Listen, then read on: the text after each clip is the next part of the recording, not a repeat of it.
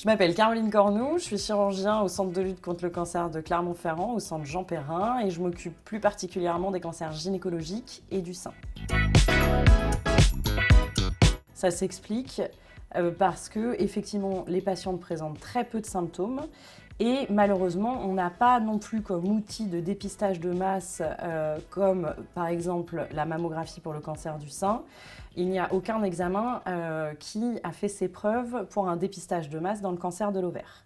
Les symptômes qu'on va voir pour ce type de patiente à un stade avancé, c'est surtout une augmentation du volume de l'abdomen, ou des douleurs, ou des difficultés à s'alimenter.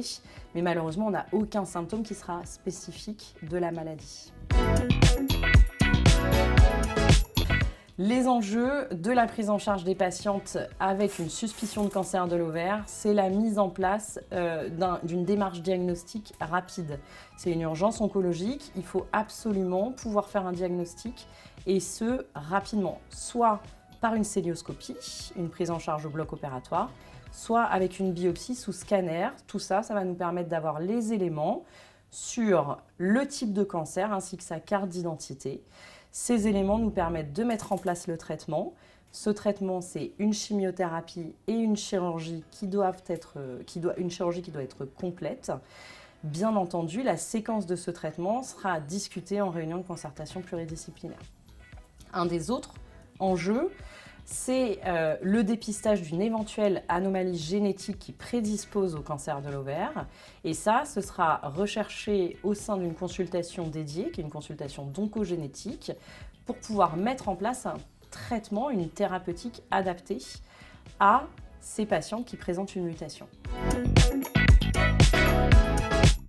Bonjour, je suis Marie-Ange Moret-Régnier, je suis oncologue au Centre Jean Perrin, Centre de lutte contre le cancer de Clermont-Ferrand, et je m'occupe plus spécifiquement de cancer du sein et aussi de cancer gynécologique, dont le cancer de l'ovaire. Alors ce qui est important pour le cancer de l'ovaire, c'est une prise en charge par une équipe entraînée et adaptée. C'est une maladie qui est rare, qui mérite une prise en charge multidisciplinaire où chacun des acteurs va connaître la pathologie et pouvoir orienter le patient vers la meilleure thérapeutique. La recherche clinique est aussi un autre élément auquel doivent avoir accès les patientes.